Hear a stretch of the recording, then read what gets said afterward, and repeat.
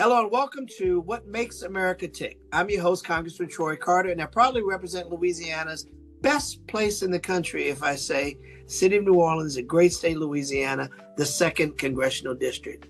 Join me as we dive into an engaging conversation to answer the question, what makes America tick?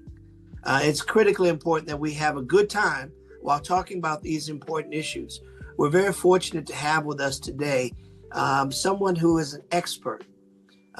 Today's guest is a nationally recognized leader, a passionate mental health advocate who has dedicated his career to breaking down stigma and explaining access to care. Dan Gillison is the Chief Executive Officer of the National Alliance of Mental Illness, or NAMI, N-A-M-I, the nation's largest grassroots mental health organization with more than 30 years of leadership experience across public and private sectors. Dan brings a powerful combination of strategic vision and lived experiences to this discussion. Since joining NAMI in 2020, he's led the organization through unprecedented times, expanding its reach, launching new programs like Youth Advisory Group, NAMI's Next Generation, and even hosting NAMI's first ever national podcast. Dan has been recognized as one of the most successful nonprofit organizations and organizers. Recognized with Nonprofit Time and Power and Influence Top 50s list as a change agent, someone who makes a difference by Life magazine. He currently serves on several national boards and advisory councils, including the NIH's Advisory Mental Health Council. He's also a frequent speaker, award-winning advocate, and driving force behind the CEO Alliance for Mental Health, a collective effort to address disparities in mental health care across our country. Please join me in welcoming this outstanding leader, someone that makes a huge difference every single day. And I'm so glad to have had the opportunity to meet him and to count him among my friends and professional associates in this effort to bring light to the stigma associated with mental health. So let's just jump right in, Dan. Thank you for being here. Thank you for bringing your time, your talent, and your resources. Tell us, just give us a quick open. We're excited to have you. Then I'll pepper you with some Q&A. Then we'll just talk a little bit about what makes America tick, what makes healthcare, mental health care, what makes them the same thing and not separate. Because we know that mental health care is health care. It is absolutely healthcare, and thank you very much, Congressman Carter. First of all, for the opportunity to share our thoughts, and for giving us your platform to have this discussion. And I want to go back to something you said at the opening. Yeah, you are representing one of the greatest locations in these United States, and as they say in New Orleans, laissez le bon temps rouler. So yes, let's get going. And what I would say to you is, as you opened, our 16th Surgeon General, Dr. David Satcher, he coined the phrase that is now the most used quote at the World Health Organization. There is no physical health without mental health. Both of them go together. And what we're seeing is this is an unprecedented time of increased need for resources, for outreach. We have a national helpline, and our helpline, in terms of people calling in, has grown by over 74 percentage points in the first 10 months of this year. So we see the need. And we see people that are starting to address the stigma simply because of the need for mental health, and them seeing that it is above their shoulders, that they need more care than below their neck.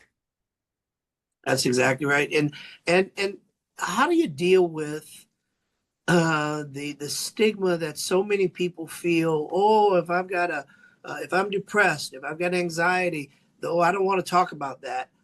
Big boys don't cry. Suck it up. We know that all of these adages have caused us to act as if mental health, that there's something wrong.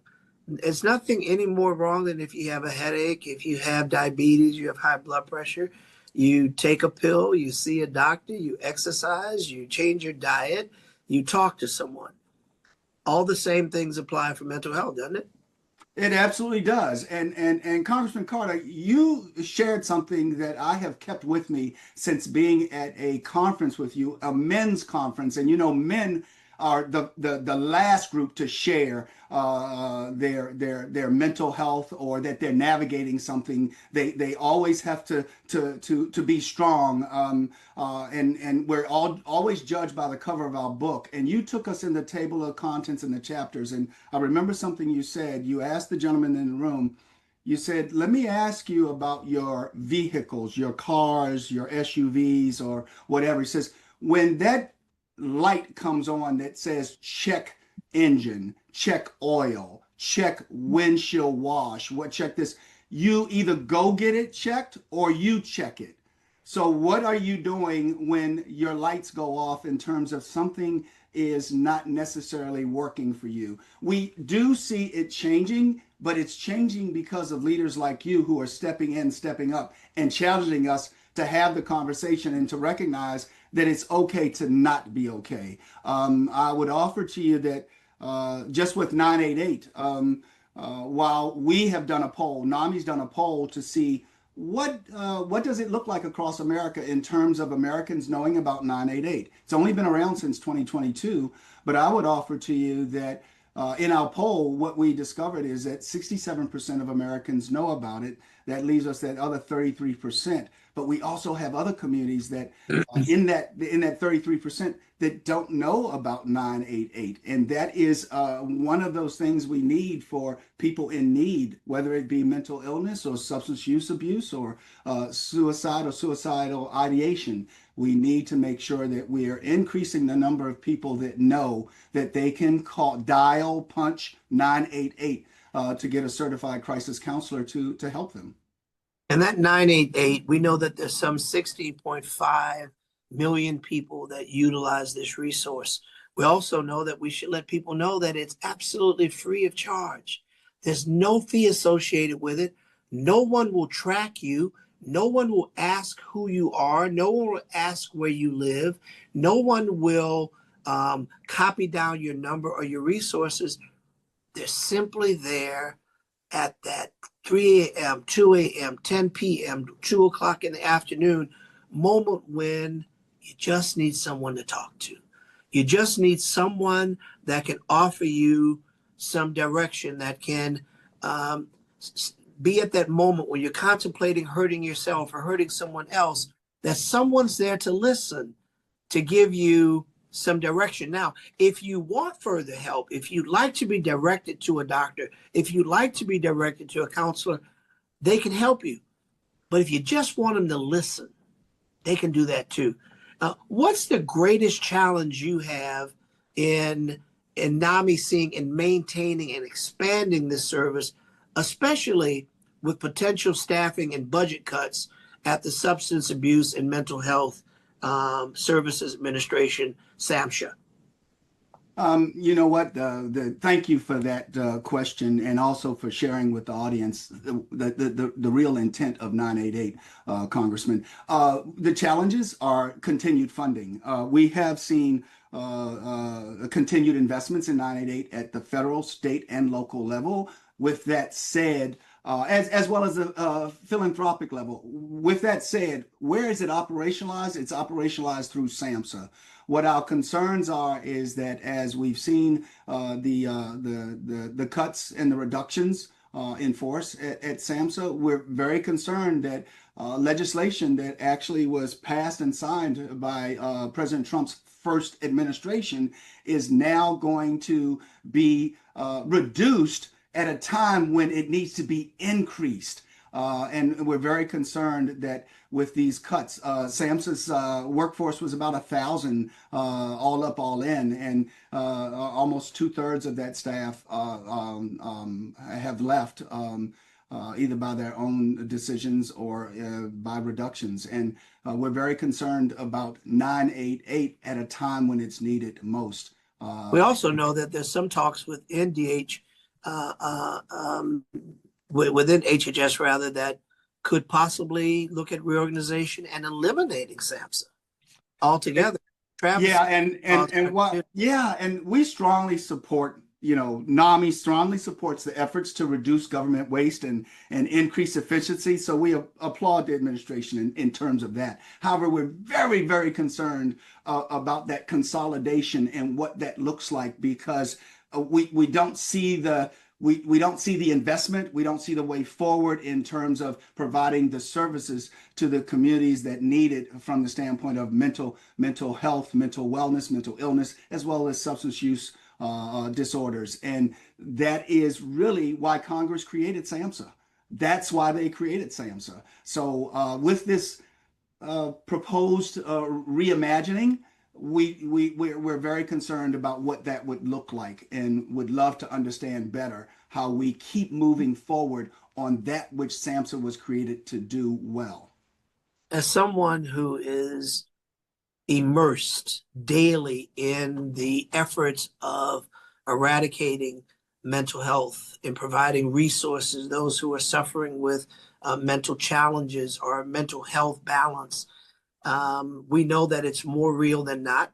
We know that there are 10 people in the room, probably 8 of them are dealing with something. And it's okay to sometimes not be okay. Mm-hmm. That's a part of life. Life has ebbs and flows. We all deal with something, and people are not alone. But we know that the mental health crisis in America is not getting better, it's getting worse. And the notion that we'd be taking resources away at a time when we need them most is unconscionable. And Congressman, thank you very much. It is. It absolutely is. It's unconscionable. In addition to it, as we think about where we are right now, what is the one thing that our leaders don't have to debate? The one thing that everyone can agree on, no matter what affiliation you have, no matter what party you have: mental health. Mental health does not know a party. It doesn't know an affiliation. It doesn't know an ethnicity. It impacts all of us, even if you are not directly impacted. If your family's impacted, if it's 1 in 5 that live with mental illness, 5 in 5 navigate it. Same thing with substance use disorders. So where I'm going with that is, it is the situation of the century and the opportunity of the century. And where I would go with this is that while there is division on so many things, where there is opportunity for collaboration is on this right here at this time: mental well-being, mental health, mental illness, substance use disorder. And it's where the Senate and the House can come together. It's another one of those examples of everything doesn't have to be red or blue, left or right. It doesn't have to be party driven. The issues that impact people with mental health impact everyone, regardless of your socioeconomic background, regardless of your zip code, your race, your religion, your gender, any other difference that may be a part of who you are, fits neatly into the package of you could have issues that require attention. I often mentioned, as I talk about the check engine light, you recall I talk about when I was a kid, my grandmother would ask, "What's wrong, Troy? Are you blue?" And our grandparents would ask us, "Are you feeling blue?" Well, that was a way of checking on our mental health. We don't ask our kids that anymore. In fact, we teach them just the opposite, that mental health somehow, I mentioned earlier, big boys don't cry, suck it up, da da da da. No, man, it's okay to have emotion. It's okay to have an outlet. It's okay to sometimes be blue. It's not okay for it to be prolonged.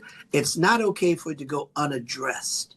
NAMI provides resources in addition to the federally funded 988. NAMI also provides a plethora of resources that are available. If someone wanted to find out more about the offerings of NAMI, how might they do that? Well, you know what? That is wonderful that you asked, and there's a number of ways. It's NAMI.org. It's real simple, NAMI.org. is one resource. The other one is our helpline, 1-800-950-6264. And that is two ways that you can reach out to NAMI and find out about our resources. And we're in over 650 communities across the U.S. I like to say that we're the DNA in the local communities because we know where the resources are and we know how to connect the dots on the resources. So we're in communities across the U.S. But this is a simple way to reach out to us and to find out where we are and also the resources. We have support groups and we have programs that are free. We don't ask for a payment or credit card or anything to actually access it. And we also know from peer to peer that we have a program called Family to Family. And Congressman, you know this extremely well. When you're navigating something, you feel like you're all alone. You are by yourself. And one of our mantras is you are not alone. So how does that manifest itself in our work? When you go into that session where you're navigating and you may have a loved one that's been diagnosed with bipolar or schizophrenia and you don't know what to do, all of a sudden you show up at Family to Family and you look across the room and you say, I'm not by myself.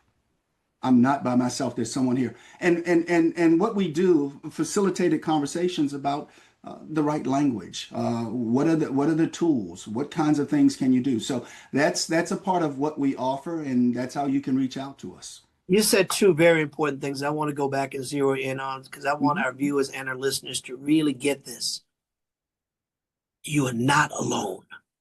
The problem that this will trick you to believe is that you're the only one dealing with this and everyone else isn't. When in fact, if I told you that the guy sitting next to you in the bus dealing with something too, the guy across the lunch counter, he's dealing with something too. The lady that you're talking to in the grocery store, she's dealing with something too. And if all of a sudden you knew that many people are dealing with life, Yes. and it doesn't have to mean your quality of life is damaged. It doesn't have to mean that because it's dark today, it'll be dark every day. For someone out there listening, you should know that a NAMI exists. You should know that they have free. You don't have to have health care or be rich to access these resources. You should know that 988, like 911, is available. Push those numbers on the dial and talk to someone. Talk to Mr. Gillison. Talk to the thousands of people in the world that are there to help you. Talk to people who have beaten mental illness and live perfectly normal lives. And they manage the anxiety. They manage the depression. And they live perfectly healthy, successful lives. This is what people need to know. They need to know that because NAMI exists, resources also do. You know, one of the issues that I've attempted to work on in the Congress is my Mental Health Workforce Act, which incentivizes students from HBCUs and MSIs to enter the mental health field, to be able to have their education funded by agreeing to work and to serve communities of color, to have more doctors and analysts and social workers and trained professionals in the area of mental health to get their education, because we know that people tend to be more comfortable with people that they know, that believe and feel what they feel, and that they believe has a greater amount of understanding of their cultural differences, and they trust them more. Yet we know that while the need in the minority community is high, the purveyors that provide the resources are low. So what we're trying to do is to work to shorten that gap, to close that gap, to create more professionals that are in communities that have diverse backgrounds that will match more evenly with the people and the needs that are in our communities. Working with innovations in equity and mental health services post-pandemic, particularly, has been a real issue. It has been a real issue. And first of all, thank you for your authorship and work on the Mental Health Workforce Act. We've got young people from HBCUs and in minority serving institutions who want to do this work, and they need help in being able to do the work. So this Workforce Act, Congressman Carter, absolutely is a great vehicle to help with that. And in terms of the numbers, you know, it's almost like a did you know campaign. We have to help some of our folks understand what it looks like from the standpoint of, you know, American Psychological Association. What is it? Something like only 17% or of their psychologists are Black, or let's put it another way, 83% are white. Yes. The Bureau of Labor Statistics found that close to 70% of the social workers in the U.S. are white, or 30% are Black. And then 88% of the mental health counselors in the United States are white. So we're talking about 12 percentage points that aren't. And that is an area that needs to be addressed because, we need to make sure that there's representation and there's opportunity for care from people that look like those that want and need the care. So thank you very much for that work. And you're absolutely right. And those are just a few of the statistics. And it's a did you know kind of a thing. And it's also, that leadership of, getting the Mental Health Workforce Act across the finish line. And we're a strong supporter of that because we know it will make a difference, because we got young people that want to go into the work, that have a passion to go into the work, and they need to know that there's a means by which there's opportunity for them to help out. And really the request is that they serve in communities of color for 5 years after graduation. I mean, it is so cool. It's saying, okay, give us 5 years after you've done this. And it's really great representation. So thank you. It's a small price to pay with huge dividends on both sides of the equation. The professional gains a significant base, and the community gains a significant base. And that's one of those proverbial win-win scenarios. It's like the collaboration between policymakers and mental health professionals. Policymakers, we learn to provide greater resources because we listen to you, the experts who do this every day. I'm fortunate to be the co-chair of the Men's Health Caucus in the United States Congress, a caucus that utilizes our voices, our policy ability to craft and maintain policy, to fund programs that will benefit our communities, particularly in the area of healthcare. Mental health, as I alluded to earlier, is healthcare. And you mentioned my favorite saying of when we drive our fancy cars and the check engine light comes on, we pull it over quickly because we don't want to blow a gasket. We don't want to, when that change oil light comes on, man, we find the first Jiffy Lube or 5-minute oil we can find. Yet our bodies, our minds, they give us warning signs. That persistent pain in your arm, that headache that won't seem to go away, that mole that used to look like a mole now it looks like a continent. When these things change, your body is telling you, hey, check this out. This doesn't look right. This doesn't feel right. I can't get out of bed in the morning. What's going on? Your body's telling you something. Your mind's telling you something. You have organizations like NAMI that I can't underscore enough, that have free resources. 988 that has free resources. People that care about you, people that are there to provide resources. If there's one thing, Dan, if there's one thing that challenges you and your organization the most, what might that be? Wow. Awareness and funding. awareness of our programs and services and making sure that all communities know what we provide, how we provide it, and that it is free. And then we are a nonprofit. We're the largest grassroots nonprofit, as you mentioned in the opening, Congressman. And as a nonprofit, funding to be able to continue to provide the services that we do in the way that we do them. We started in 1979, and we started with families sitting around the kitchen table who actually were looking at the care for their sons at the time, and that's where we began, and that's who we are now. And you mentioned the word care, and I would offer to you that people don't care how much you know until they know how much you care. NAMI is an organization that absolutely cares and has been demonstrating that since its origin in 1979. So answering your question, it is awareness of NAMI, it's investment in NAMI, and then it is the delivery of what we do in communities across the U.S. I would love to expand it even more. That takes funding. How can people are driving, people are listening, people are at home, people are whatever they're doing, and they're listening to this, and hopefully they're getting the nuggets of love that's coming from the resources you provide.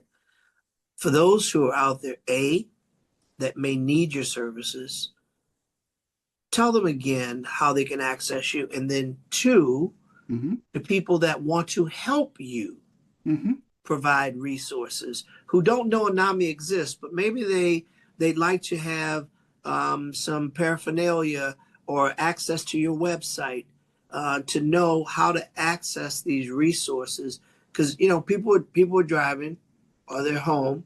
They can watch this over again. They can watch this anywhere they listen to or watch on a YouTube channel, or they can listen. This will air over and over again the entire month. So they can come back and access resources on your website, on your phone number, on ways to access resources. I use NAMI over and over again. Let's remind people what that acronym stands for so they know the full name and how to access it. Yes, thank you. Thank you again. It is NAMI, National Alliance on Mental Illness. And accessing us is real simple, NAMI.org. NAMI.org. If you want to access our resource line, and by the way, we've done something with our resource line that I'd love to tell your audience about. Last year, nothing about us without us. In addition to You Are Not Alone, we say nothing about us without us. So what does that mean? We looked at our young adults, our teens and our young adults. And I had a young person that came to me and said, hey, Mr. Gillison, can I talk to you? And I said, certainly. They said, I don't want you to take this the wrong way. I said, well, what do you mean? He said, well, when I call the helpline, it sounds like I'm talking to my dad or I'm talking to you. I said, what does that mean to you? He says, well, I'd love to talk to a young person. So NAMI created an option where a teen or young adult can ask to speak to a young person. So we have a teen and young adult option on our helpline. And November 17th, we will be launching a family and caregiver option on our helpline. So that helpline right now is and has been operational for years, is at 1-800-950-6264. But I wanted to mention those two options as well, and NAMI.org. And the last thing I want to say in terms of youth and young adults is that we've been very intentional in our engagement with young adults because they are investing in mental health much faster than my generation. And they're looking to be the change makers, and they will be in these roles at some point in time. So the sooner we get them engaged, the better. And they are also very open about their mental health. So we can actually take a few lessons from them. And it helps to be able to tell the story. So the best way to demonstrate you're not alone is to say, I'm right there with you. That's exactly right. And I want to say something, Congressman Carter. I've had the really good opportunity to be in your presence a couple of times, and I've seen you stop to really ask someone how they're doing and not to just take that cosmetic answer. We are a cosmetic society and we judge a book by its cover. But, we got to get into the table of contents and the chapters. And what I mean by that is I've watched you grab someone's arm and say, no, how you doing? How are you doing? And stop. And actually tell your staff member, I'll be right with you. That's that intentionality, Congressman Carter. And I've watched you do it. And that's how we change the stigma. It is by really investing in saying, I heard you tell me you're doing okay, but how are you really doing?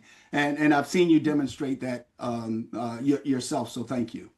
Well, Dan, I can't thank you enough for your time, your talent. Time goes really fast, especially when you're having fun and you're imparting the kind of knowledge and wisdom that you have.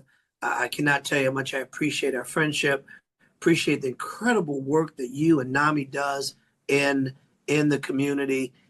It's making a difference. I want to thank you all for listening. Thank you for being with us today. If you enjoyed this episode and want to hear more, please share it with others, post about it on social media, or leave ratings and reviews. You can listen to past and future episodes on Spotify, Apple Podcasts, YouTube, or anywhere else you listen to your podcast. To catch all of the latest from me, you can follow my official platforms at Rep. Troy Carter and subscribe to my newsletter at troycarter.house.gov. Thank you all for being here. Dan, thanks again for the incredible work that you do. We will continue doing everything in our power to eradicate mental health, to demonstrate that you are just like everyone else. We're all going through something, and you are not alone. God bless you, and we'll see you next time. Have a fantastic day.